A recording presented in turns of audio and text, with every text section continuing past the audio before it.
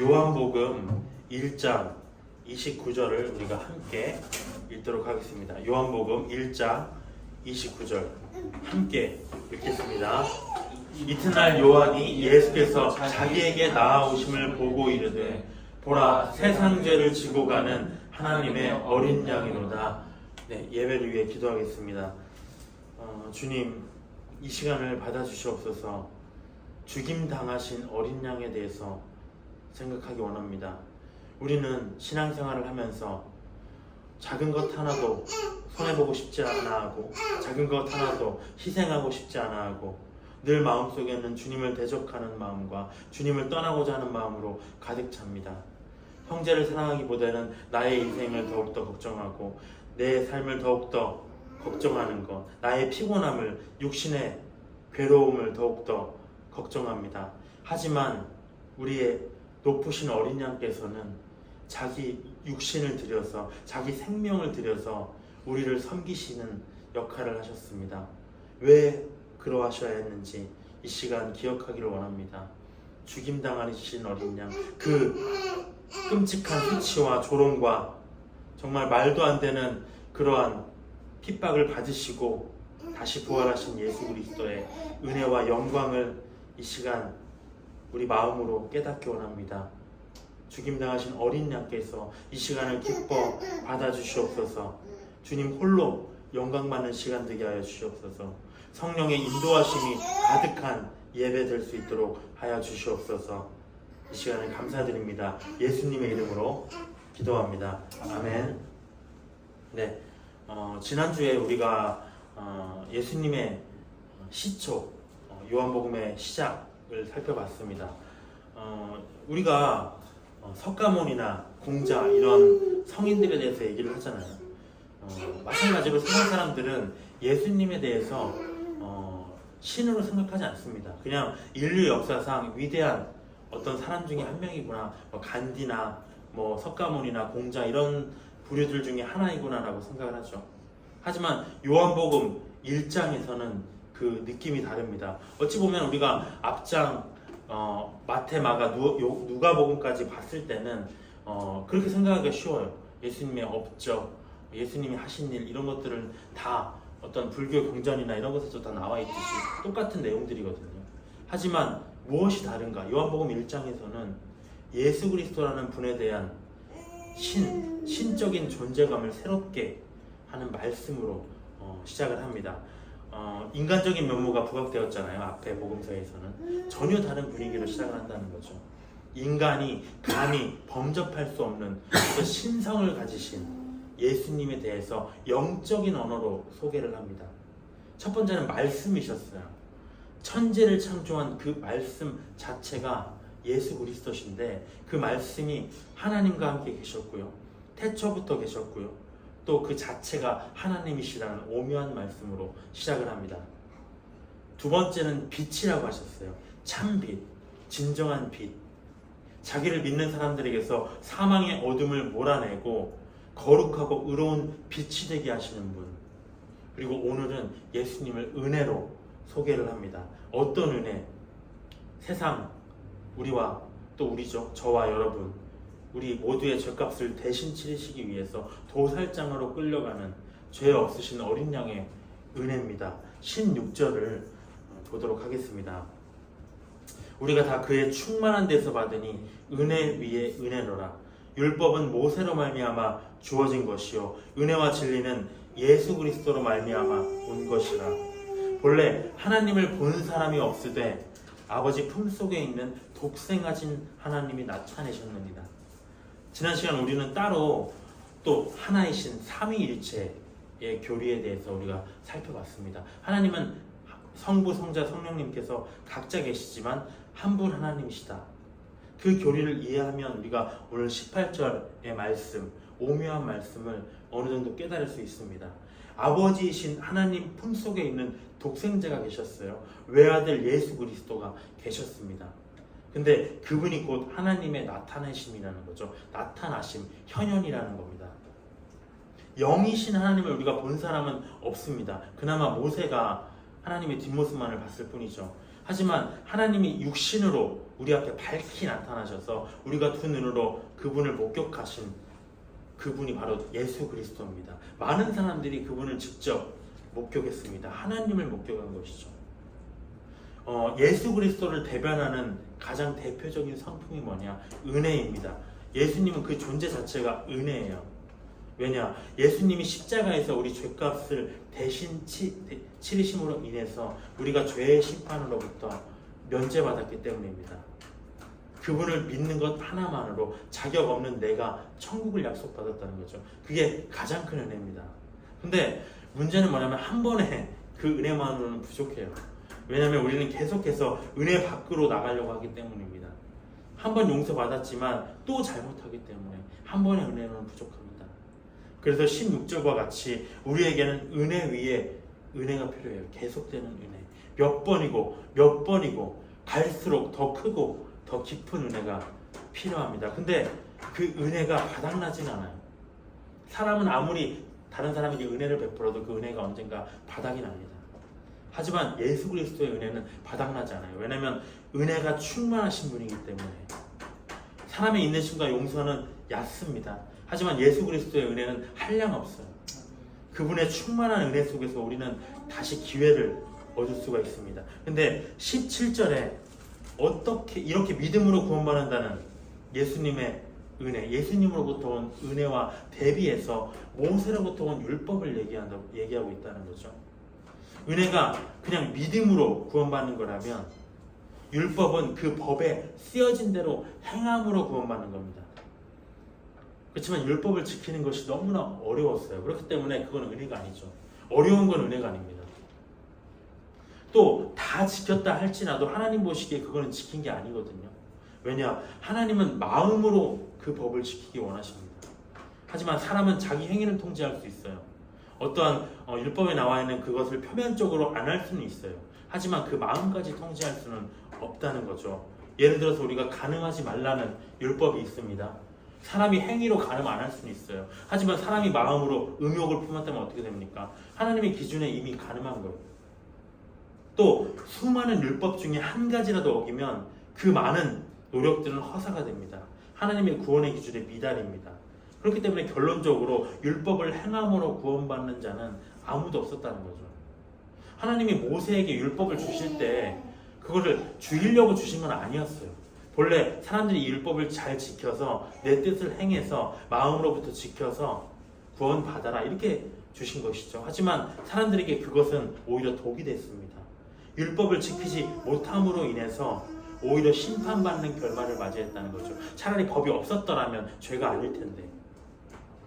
그렇기 때문에 사람들에게 필요한 것은 율법이 아니라 은혜였습니다. 19절에 보면 유대인들이 예루살렘에서 제사장들과 레위인들을 요한에게 보내어 네가 누구냐 물을 때 요한의 증언이 이러하니라. 예수님이 30대 즈음에 복음을 전하는 사역을 시작하셨잖아요. 근데 그 직전에 예수님의 오심을 미리 증언하는 세례 요한이라는 사람이 있었습니다. 그 사람은 사람들에게 회개하라 전파를 했어요. 그러면서 뭘 했냐면 더러움을 씻는 의식, 세례, 정확히 말하면 온 몸을 물에 담궜다가 빼는 그런 의식, 침례를 사람들에게 시행했기 때문에 세례 요한이라고 불렸습니다. 예수님의 제자인 이 요한복음의 요한과는 다른 인물입니다. 세례 요한은 대중들에게 그리스도가 올 것이라고 예언했어요. 그리스도. 오늘 이 요한복음 1장에서는 계속 예수님을 그리스도라고 얘기를 합니다. 그리스도라는 뜻은 하나님의 성령의 기름 부음을 받은 자라는 뜻입니다. 기름 부음이라는 것은 임명으로 생각을 하면 됩니다.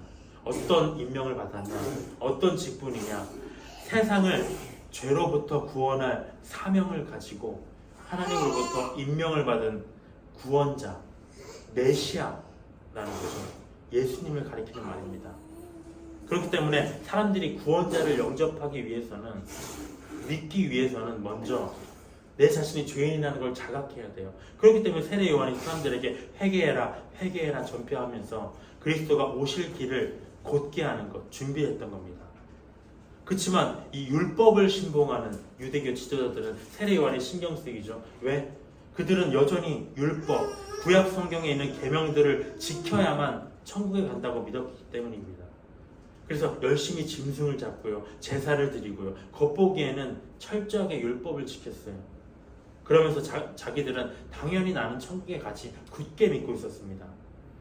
그래서 그들도 알았어요. 성경에 그리스도가 올 것이다 이 약속이 있었지만, 다윗의 자손이 올 것이다 그 약속을 알고 있었지만 그분을 기다리지 않았어요. 그렇게 중요한 비중이 아니었습니다. 왜냐? 자기는 이미 율법을 잘 지키고 있는데 지옥 갈 리가 없어요. 죄인이 아닙니다. 그렇기 때문에 구원자가 필요 없는 거죠.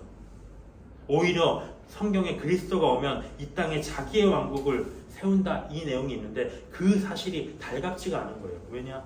그리스도가 오면 유대교 지도자로서 자기들이 이미 왕노릇하고 있는데 그 왕권을, 기득권을 그리스도에게 넘겨줘야 되기 때문에, 내려놔야 되기 때문에. 그래서 그리스도라는 이 인물을, 이 성경의 주인공을 전하는 세례 요한이라는 사람이 싫었어요. 그래서 도대체 그 사람이 누구냐? 그 사람이 혹시 그리스도 본인인가? 이렇게 싶었던 겁니다. 그래서 탐탁지는 않지만 그들에게 사람을 보내서 도대체 너 누구냐라고 정체를 묻고 있는 거죠. 20절에 보면 요한이 드러내어 말하고 숨기지 아니하니, 드러내어 하는 말이 나는 그리스도가 아니라 한데, 그리스도가 아니라고 했습니다. 또 묻되 그러면 누구냐? 네가 엘리야냐? 엘리야는 누굽니까? 모세와 함께 유대인들에게 가장 사랑받는 과거의 지도자였어요. 죽지 않고 회오리 바람을 타고 하늘로 올라갔습니다. 그렇기 때문에 네가 엘리야냐? 물어봤습니다. 그렇지만 나는 아니라고 합니다. 물론 세례 요한은 나중에 나오지만 엘리야의 신령으로 왔다고 했어요. 하지만 엘리야 자신은 아닙니다. 본인이 환상한 것은 아닙니다. 아니라 묻되 네가 그 선지자냐? 대답하되 아니라. 또 말하되 누구냐? 우리를 보낸 이들에게 대답하게 하라. 너는 내게 대하여는 건 네 자신에 대하여 그럼 뭐라고 하느냐? 이르되 나는 선지자 이사야의 말과 같이 주의 길을 곧게 하라고 광야에서 외치는 자의 소리로다. 저는 이 구절에 이번에 많이 은혜를 받았습니다. 그리스도께서 사람들에게 쉽게 받아들여지게 하기 위해서, 그 길을 곧게 하기 위해서 자신이 죄인임을 깨닫도록 사람들에게 회개하라 전파하는 소리의 역할을 하는 자가 바로 세례 요한이라는 거죠. 세례 요한은 소리였습니다. 소리는 뭔가요? 파동이에요. 도구예요. 사역자는 도구입니다. 오늘 제 자신에게 이런 말이 하고 싶었어요. 저는 소리로만 남아야 되겠구나. 소리 그 자체는 본질이나 메시지가 아닙니다. 그냥 소리는 전달하면 끝나는 거예요. 물론 소리가 전해지는 곳은 어디냐면 광야에 외치는 자의 소리입니다. 광야는 척박한 곳입니다. 복음을 사람들이 그렇게 달갑게 받아들이지 않아요. 척박한 곳에 전달되는 소리다. 감으로 메마르고요. 광야는 덥고 아무도 없는 곳이에요. 그렇지만 중요한 건 뭐냐면 소리의 본분을 다하는 거죠. 본질은 뭐냐? 메시지는 예수님의 말씀입니다. 소리가 아니라. 그렇기 때문에 세례 요한은 네가 말씀이냐? 묻는 유대교 지도자들의 물음에 나는 말씀이 아니라 나는 소리다. 지금 선을 긋고 있는 거죠. 25절에 보면 또 물어 이르되 네가 만일 그리스도도 아니요 엘리야도 아니요 그 선지자도 아닐진데 어찌하여 세례를 베푸느냐? 이건 무슨 말입니까? 네가 그리스도도 아니고 신의 아들도 아니고 선지자도 아니고 하나님의 어떤 임명을 받은 선지자도 아니면서 왜 회개라는 어떤 영적인 문제에 대해서 함부로 네가 얘기하느냐는 거죠. 너 무자격자다. 너 자격 없는 사람이야. 얘기하는 겁니다. 너 유대교 지도자의 코스 밟았어? 지금으로 말하면 어떻게 됩니까? 너 신학대 나왔냐? 너 목사야? 똑같은 얘기입니다. 26절에 요한이 대답하되 나는 물로 세례를 베풀거니와 너희 가운데 너희가 알지 못하는 한 사람이 섰으니 곧 내 뒤에 오시는 그이라. 나는 그의 신발끈을 풀기도 감당하지 못하겠노라. 신발끈을 푸는 것은 노예의 역할이죠. 근데 노예만도 못하는 겁니다. 그리스도 앞에서는. 28절에 보면 이 일은 요한이 세례 베풀던 곳 요단강 건너편 베다니에서 일어난 일이니라. 이튿날 요한이 예수께서 자기에게 나아오심을 보고 이르되 보라 세상 죄를 지고 가는 하나님의 어린 양이로다. 내가 전에 말하기를 내 뒤에 오는 사람이 있는데 나보다 앞선 것은 그가 나보다 먼저 계심이라 한 것이 이 사람을 가리킴이라. 나도 그를 알지 못하였으나 내가 와서 물로 세례를 베푸는 것은 그를 이스라엘에 나타내려 함이라. 32절에 나도 그를 알지 못했다고 했어요. 왜 몰랐는가? 그리스도와 세례 요한은 예수님과 세례 요한은 사촌지간이었습니다. 혈통적으로. 그렇기 때문에 서로를 몰랐을 리가 없죠. 다 공유했습니다. 다 알고 있었어요. 세례 요한은 율법을 지키는 제사장 가문이었지만 그 직분을 거절하고 광야로 나가서 예수님이 메시아가 오실 길을 준비하는 야인으로 살아왔습니다. 하지만 예수님은 목수로 살아왔어요. 그 전까지 세례 요한은 예수님에 대해 알았으면서도 이 목수가 그리스도라는 사실을 생각했을까요? 꿈에도 생각하지 못했죠. 전혀 생각하지 못했습니다. 그렇기 때문에 33절에 나도 그를 알지 못하였는데 오늘 보니까 저자가 바로 그리스도다 라고 얘기를 하는 겁니다. 33절에 나를 보내어 물로 세례를 베풀라 하신 그이가 누굽니까? 바로 하나님입니다. 하나님이 나에게 말씀하시되 성령이 내려서 누구든지 위에 머무는 것을 보거든 그가 곧 성령으로 세례를 베푸는 이인 줄 알라 하셨기에 내가 보고 그가 하나님의 아들이심을 증언하였노라 하니라. 성령이 내려서 실제로 세례 요한이 예수님께 세례를 베풀 때 하늘로부터 성령이 임했죠. 그러면서 하늘에서 이는 내 사랑하는 아들이요 내 기뻐하는 자라는 음성을 들었습니다. 왜 그전까지 세례 요한이 예수님을 알아보지 못했으나 이제야 알아본 것일까요? 하나님이 그때에 맞춰서 세례 요한의 영안을 여신 것이죠. 아, 이자가 바로 그리스도구나. 세례 요한이 증언한 예수님은 누굽니까? 첫 번째 29절과 같이 세상 죄를 지고 가는 하나님의 어린 양이에요. 율법에는 어린 양이 백성들의 죄 사함을 위해서 하나님께 제물로 드리는 제사의 제물로 짐승으로 기록되어 있습니다. 또 어린 양의 특징이 어떤가요? 순종적이에요. 털 깎는 자 앞에서 잠잠하고요. 도살자의 손에 끌려가면서도 조용했습니다. 마찬가지로 예수님도 우리의 죄 사함을 위해서 십자가에 위에 순순히 제물로 바쳐지셨다는 거죠. 그러면 우리도 예수님을 믿는 순간 죄 사함을 받게 된다. 그게 바로 어린 양의 첫 번째 의미입니다. 그럼 두 번째 33절에 보면 성령으로 세례를 베푸시는 이입니다. 세례 요한은 회개 의식인 침례를 베풀었잖아요. 하지만 예수님은 성령으로 세례를 베풉니다. 이건 뭐냐? 단순히 육신의 겉만 씻는 물세례와는 다른 거예요. 그 영혼까지 완전하게 새 사람으로 깨끗하게 바꾸는 것. 예수님을 믿는 순간 거룩한 하나님의 영이 내 안에 들어오심으로 우리가 그렇게 변화가 된다는 것. 그리고 마지막 예수님의 존재 세 번째는 34절과 같이 하나님의 아들입니다. 아버지와 하나이시다 라고 했죠. 예수님이. 또 아버지이신 하나님께서 아들을 위해 준비하신 모든 것을 유업으로 받는 상속자입니다. 우리도 예수님을 믿으면 하나님의 아들이 되어서 예수님과 공동 상속자로서 왕국을 유업으로 받게 됩니다.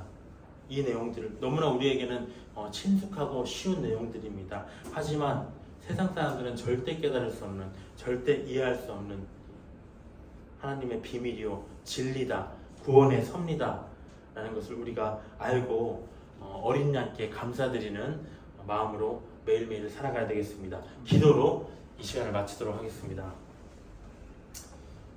주님 감사합니다. 하나님의 어린 양의 비밀, 세상을 알지 못하는 그 비밀을 우리는 깨닫게 해주심에 감사를 드립니다.